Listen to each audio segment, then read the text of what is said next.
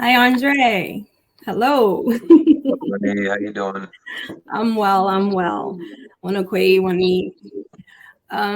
Okay, so I am Tracy. I am a friend of the board at the Women of Color Health Equity Collective. And I have the honor of speaking with my guest, who's also a cousin, Andre Strong Bearheart. We are both Nipmuc, and we are going to have a casual conversation about the National Day of Mourning.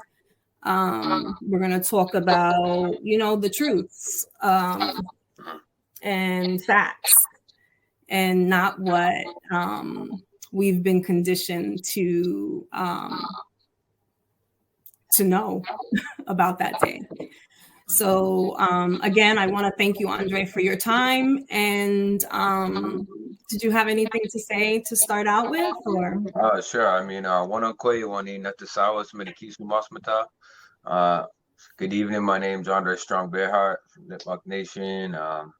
Thank you, cousin, for having me speak tonight. I don't know about looking forward to getting into such a topic, but it's also really important to speak on this topic. So I am looking forward to sharing whatever I can, any insight on the way we see things here as an Indigenous person in today's day and age. Yeah, no, absolutely. Because, the truth is a lot of times, we are spoken about in past tense, right? And it's extremely frustrating. And when you think about that first Thanksgiving, that first moment, it's as if, it was this peaceful, wonderful gathering. And when the reality is that there was a genocide that took place, theft of land, killing of our people, and that's the truth. But anyway, go ahead. I'm excited to hear what you have to say, so feel free. Just again, we'll just have a conversation, but go ahead and if you want, we can just talk a little bit about history, your thoughts. Sure. Let's start at the National Day of Mourning started around 1970 with Frank Wamsetta. Mhm. Basically wasn't allowed to got re-signed to receded to not speaking at the Thanksgiving Day, the 350th commemoration Thanksgiving. So what he did is he went up on Coles Hill and started speaking the truths about our people and what happened out there, and this became an annual event. um, it shifted in many ways, but it's also stayed the same in many ways. Because many other tribes have come and stood with, whether it's Mashpee or Sonnet or the Wampanoag Nation out there. And, so Nipmuc has stood side to side. Massachusetts has, I know Narragansett and Pequot all come out. So, Mhm. it's important for us to stand side to side next to each other when we need to voice out these important topics, especially when it comes to false histories. And so, Yeah, when it comes to sorry, 1 second. When no it worries. comes when it comes to National Day of Mourning, that's an important conversation that gets brought up every single year, at least with me and in my family, and controversy. So, society has brought us into such a mindset and such a state in today's day and age that if you're not celebrating Thanksgiving, then you're kind of out of line. But isn't that the way they do it with everything? If you're not celebrating this or doing that, then you're not falling within those lines. But Absolutely. you know, Absolutely. so it's kind of crazy, you know. Um, we know as Indigenous folks that we celebrated many Thanksgivings. We had many harvests. We Yeah, had many uh, different times of the year that we would come together and have Thanksgivings. They weren't absolutely. one time a year. Absolutely. um, sure, and this was one of the most plentiful harvests in the fall Mhm. harvest, the Nipmuc stepping into Pompanay that winter. But Mhm. we were in that transition of we would come together and have Nakomo, these fall gatherings that we would come together and have 1 to 2, 3, sometimes a week long social, and we would trade and we would gift each other these different harvests and things that we really spent time on growing, or men hunting and sharing these different types of meals together and creating these great memories before that time of storytelling. Because when we step into that solstice, that winter solstice after this Nakomo, it really gave us a time to really sit with each other, because we didn't have all that electricity and heat and all that thing, running water. So we spent a lot of time indoors anyways. We know that in today's traditional homes, these strange square homes that we live in, people spend a lot of time investing in these things, but we understood traditionally they were just the place that we slept or sheltered in. They weren't the thing that made us. Society tells us that, like, if you have that particular style house or this, that, and the other thing, that's what, you're at that proper class in society. Right. But like, it's wild, it's just this way that they try molding and creating consumerism within our people. And really what it is assimilation, So, absolutely. That was like their greatest trick as they came here. And after those wars, those wars that we speak of, the massacres, the Pequot massacre and the King Philip War, which we call Metacom, and our war chief at that time was Matawamp, and you had Matunis, and they don't speak of all these other battles like Brookfield and Deerfield, and where the way we were holding our own. Right. They talk about the way we were just coming together and sharing these meals and helping the pilgrims survive. And it's like, oh God, please, let's talk about that. Per capita, the bloodiest battle that's ever set foot on U.S. soil was the King Philip's War. Yes, yes. And so why is it that they can possibly speak of when the arrival came here that everything was peaceful, when the most bloodiest battle that set foot on U.S. soil was right around the time when they got here? So, just continuously sweeping history under a rug, and it's really unacceptable. And at this point, we're at a real paradigm shift in today's day and age, and we really need to acknowledge and shine light on these things that are just unacceptable, and tell truths. I was just in my nephew's school a couple weeks ago, and I have to go in and have these hard conversations with these principals and with these teachers about because they're having debates in their civics class about whether they should or should not acknowledge Indigenous treaties. Really? They're like, I'm like, that's actually a question in your class? Are you kidding me? Yeah, it's crazy. And like the worst part is that the teacher said no, and the reason being that they shouldn't acknowledge or honor all the treaties is because all the land would be given back and it would create such chaos. And I'm like, that's exactly the point though. Like, I'm like, so I had to go in and, another one of our relatives, Larry Spotted Crow, he has a lot of literature. And so I was able to bring in a lot of literature, kind of, in a good way, make that teacher apologize to my nephew, and have this principal really acknowledge and funnel in a lot of this criteria into his school, and so that we don't have to keep having these hard conversations. But not to interrupt you, but it's interesting because I'm thinking about this debate that's on, like, you see it on Facebook, you see it everywhere on the news about critical race theory, and how it's like this debate, and like so many people are against it. And it's so interesting because I find that the people who are responsible for the racism, the systemic racism, they're the ones who seem to be against this theory, which is reality. I mean, from the beginning of time, when you speak of, when we talk about National Day of Mourning, I mean, literally it's racism, oppression, theft, I mean, it's real, and it's and you know, and it's still happening today. And the fact that nobody wants to talk about it, and they want to literally, like you said, erase that part of history. No, we need to talk about it because it still happens. There's different forms of it. Yeah. But it still exists. And you know, it's just really crazy. It really is.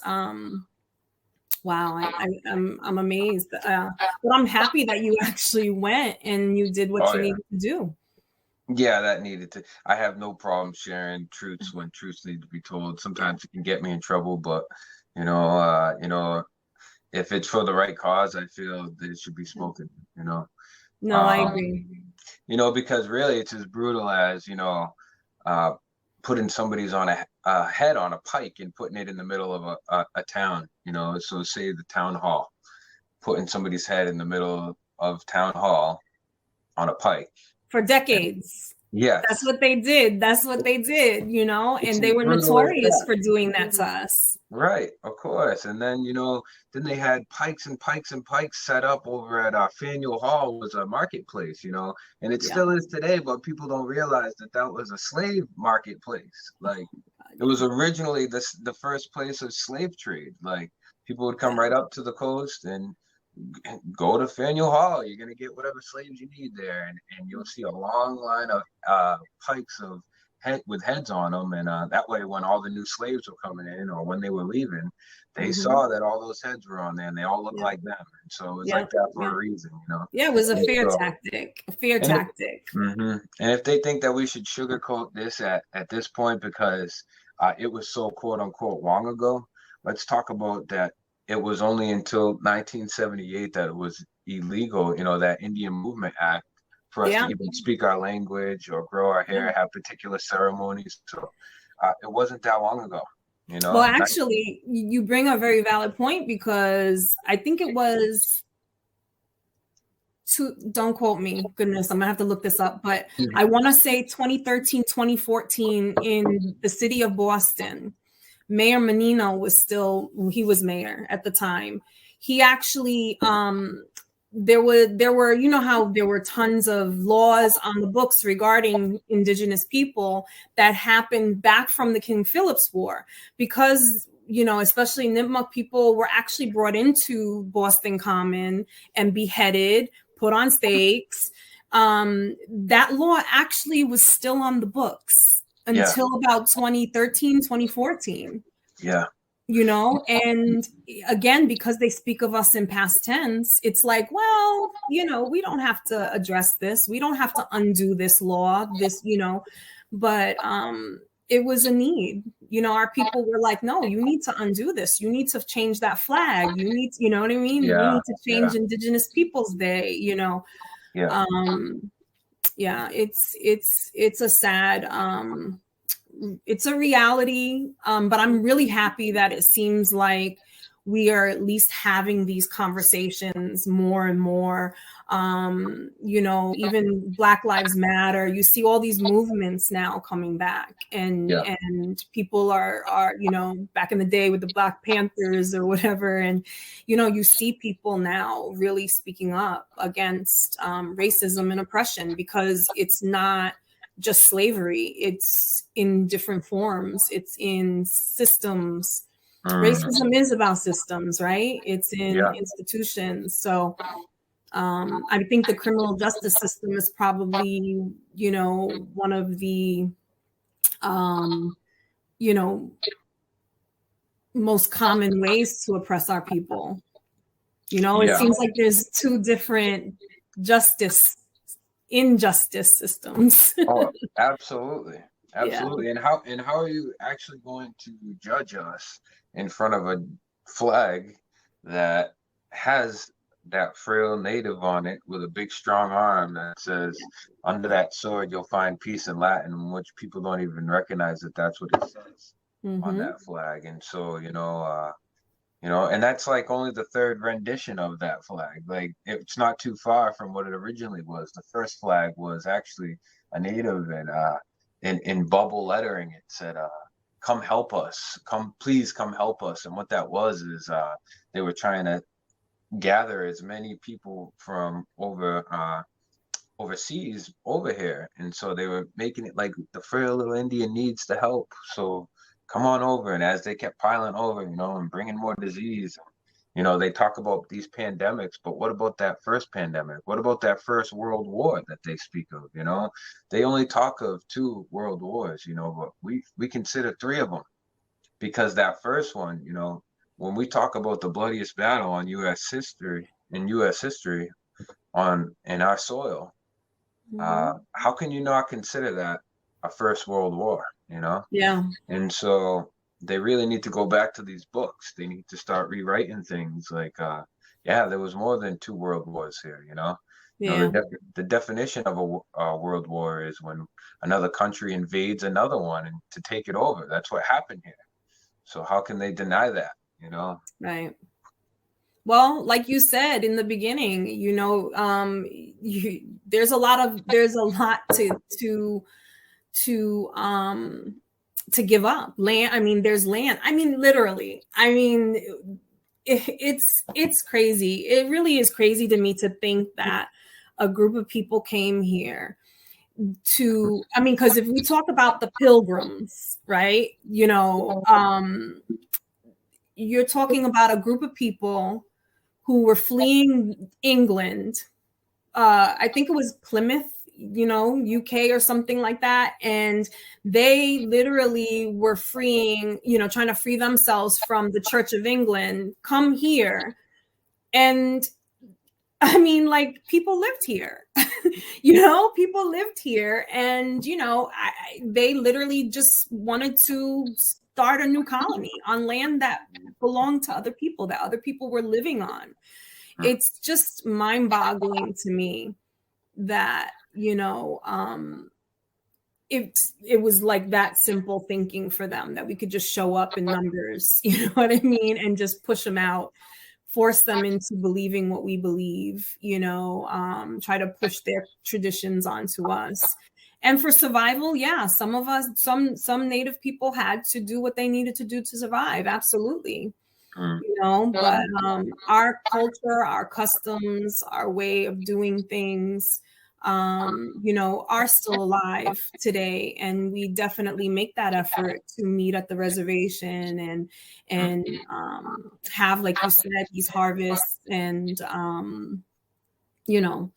and it's nice. It's really nice to be able to gather together as one people and, do, some things that our ancestors used to do. So for next Thursday, you are going to be in Plymouth? Yeah. Past few years I have not been, mainly because I don't know, for whatever reasons, but there was a call out this year from the new elected chairman, and so and Mashpee, I should say, if some of its sister tribes can come out and stand with them. And so whenever I hear a call like that, it's important to go out. Yeah. So this year I will be. I'm sure I'll have my nephews. Um, it's important that all these things that we're doing and we're learning, and you just spoke of it's really good for us to be able to keep our ceremonies and our gatherings intact, but I want to give thanks for all those who kept those things intact when it was still illegal, because I think that's hard for people to wrap their minds around. Like today's day and age, it's cool that we're able to gather like this, but just not too long ago, if they found a gathering, and we were dancing and singing traditional songs or having ceremony or lodge or anything like that, it could be a real issue, and so I want to give thanks for all those ancestors before us that didn't obey that law that they created. They obeyed the laws of the land in the way that have always acknowledged those laws for 10, 12,000 years that we can date back to here, and so that's really important that we're able to a lot of things did get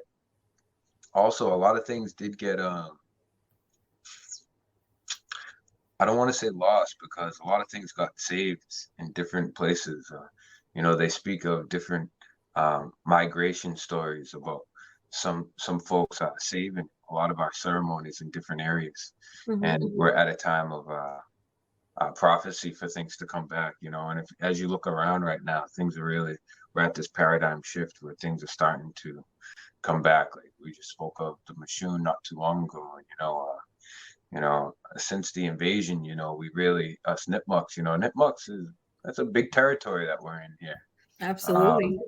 And then we got to really consider why, like, a lot of our folks, you know, they were really strategic the way that they set up Nipmuc territory, you know, and what happened here after the wars, I should say.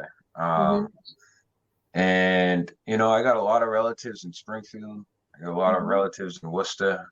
And I think about these cities, you know, and I'm like, you know, it's sad. Like I spent a lot of time also in Western Mass and Ashfield and in Greenfield. And I come out in these ways and it's not too far from, you know, a little more central and Grafton and all these places. But I think about the way things are set up, you know, I think about these cities and I think about the oppression that our peoples are stuck in right now and why it's like that. And then I come out to these hills and these mountains where it's still Nipmuc territory, but you know, look at all the resources here. Look at Yeah. all the maple trees. Look at all the cherry barks. Look at all these different types of chagas growing off these, all these different types of medicines and all these, Yeah. you know, but our people are so caught in these cities and it's not their fault. It's the assimilation and it's the way that they set up society here for us to fail. And why? Not for just us to fail, but so that they can succeed. Because you come out to these areas, you look at these farmers, and this is all passed down generational wealth and things, you know. And so, you know, gratefully, there are some folks that are on board about land back. You know, the Okateu Cultural Center, like our people's, me and my nephews and Larry, we just put this cultural center together, and you got people like Double Edge who are like really um they're Double Edge, they're a theater, and they were big on welcoming the people back to the lands that they have at this time. We don't like to say own because you can't own a piece of land, just like you can't own a piece of human, you know. Right. We have like a relationship to that land, and so you know, there are some folks that are willing to say, hey, whatever we have, please come and, you know, it's about that land back movement, you know. And so when you come out into these areas though, and you see all this generational past wealth and health, you know, and then I move back into, I head towards Springfield and Worcester. It you know, you get sad for your people, but you want to create these open spaces, and that's why I just burnt the machine. It was out here because I want to try to get people out of the city for a little bit. Yeah. Detach, you know. Yeah, well, let's talk about that.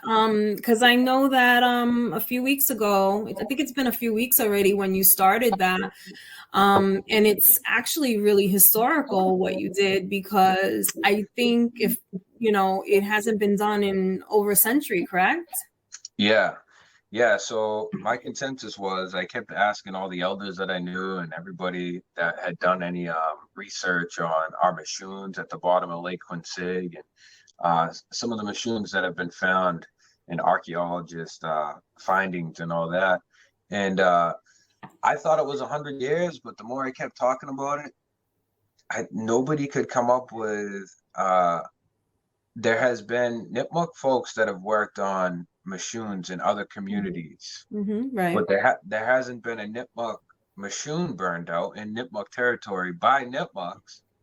And we think, and we know it well over 100 years, but we think that, I talked to Freddie Freeman, he's like one of our historians, you know, and we think since the invasion, since the end of the wars, because and then it makes sense, like when you think about how much of our peoples are in these cities now, you know. And you know, Grafton alone, I mean, what do we have for a reservation there? It's 4.5 acres. 4.5, but that no white man has ever owned.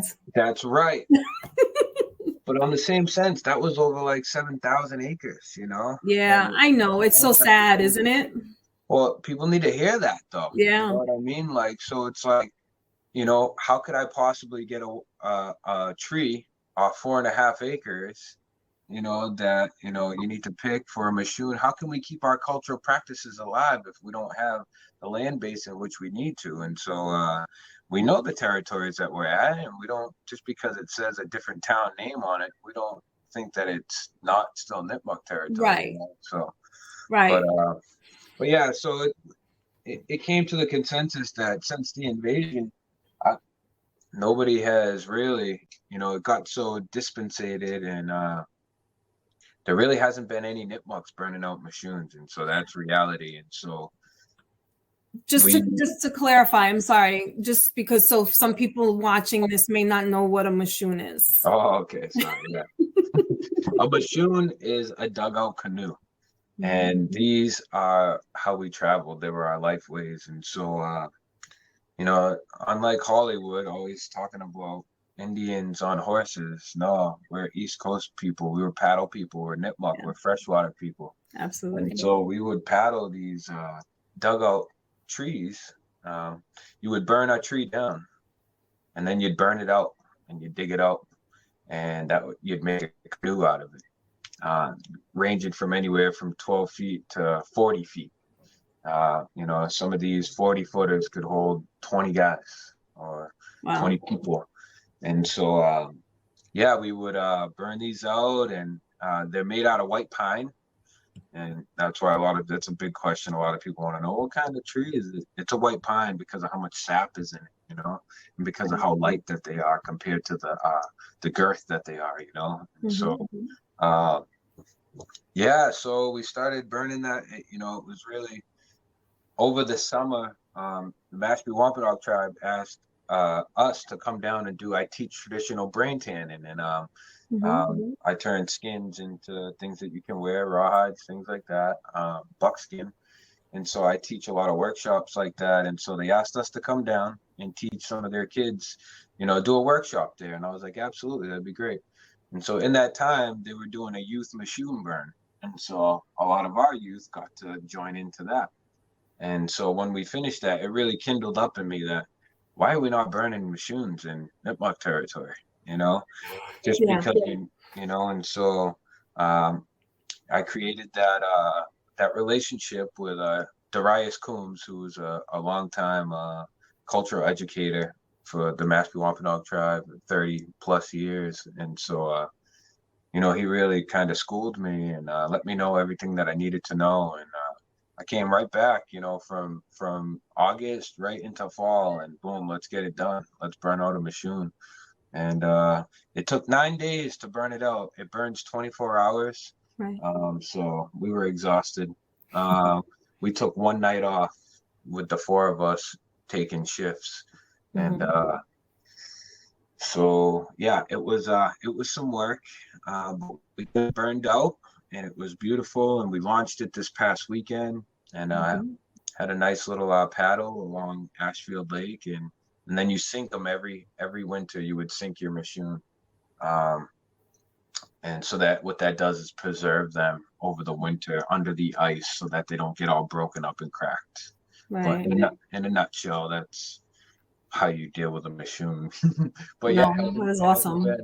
Hasn't been in a long time for our people, so it was a really important thing. And for me, it's become like I want it to be the first of the series within all our territories, within Nipmuc territory, and all our bands areas, some different spots to burn a Mashoon. Yeah, no, that's awesome. That was awesome. And I saw that, and I saw your launch, and it was beautiful. It was beautiful, really, when you stop and you think about it in the process and the dedication too that you have to keeping and holding our tradition and teaching the youth. It's important. It definitely is important. Well, I really do appreciate your time, Andre. I really do. Is there anything else you wanted to finish with, or I mean, we're good. So. No, I just think I will say, I'm always thankful for all those ahead of me that have taught me all the things that we know, because everything that we've learned is through traditional voice. Yeah. A lot of times people get lost in these books because we can learn. We've already learned that, a large percentage of the things that come out of those books are false, you know. And so I just always want to give thanks to the elders before me and those culture keepers before me to keep these things alive, and that if we're not doing things with the young around us, then it's really a waste of time because it's gonna die off. So Yeah. it's important to keep these young with us, you know. So, but I think that I'll pause on that. Okay. Till next time. I'm sure if you're willing to talk again, this will be great. Whatever. I mean, I think there's so much that we can talk about. And so again, thank you for your time, and I do appreciate you, cousin, okay? Yeah, absolutely. I'll talk All to right. you soon. Thank All right, you. Aqua. Aquini.